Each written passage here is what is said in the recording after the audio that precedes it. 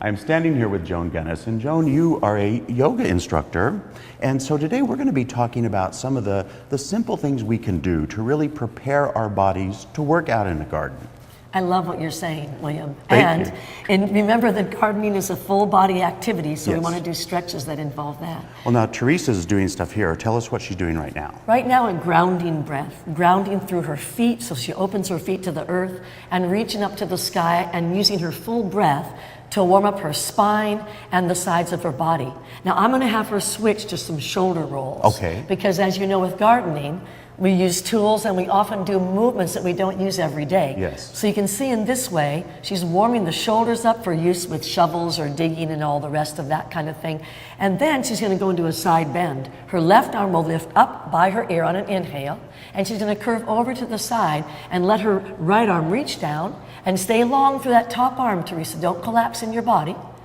And then turn the head maybe a little this way and that. Look up and breathe and let your neck move, and so her whole body's sort of being guided to warm up the neck and the spine. Yeah. And inhale, come up and go to the other side, lift up, and on the exhale, go to the other side. Stay long through your spine. See that? And so you're really just, and yoga does this a lot, it's just using almost all of these muscles and stretching them, right? That's exactly right.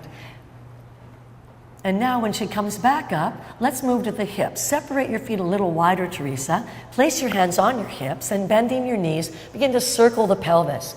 And you might notice, William, when she does this, make a full circle with your hips. Yeah. You're warming up the low back, the pelvis, the hip sockets, the knee joints, and the ankles. So it's important to keep the knees and ankles soft. And now go the other direction, Therese. Let your pelvis roll in that nice big circle, nice and smooth.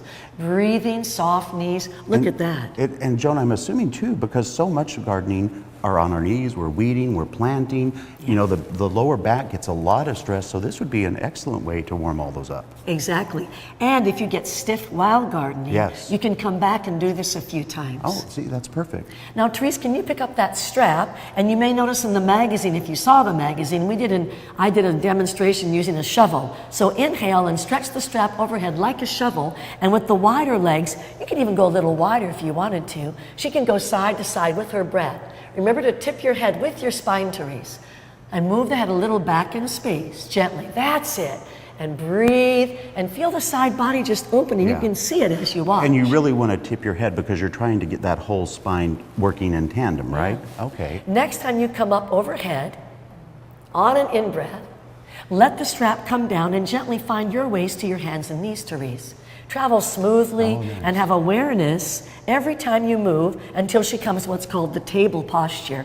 And this is a great place to come after gardening as well, just to check out, how is my spine feeling? Take a nice breath in, and on the exhale, cat tuck, round from tail to crown. This opens the whole spine in spinal flexion. Okay. And on the in-breath, arch your back like a wolf howling and lengthen strongly.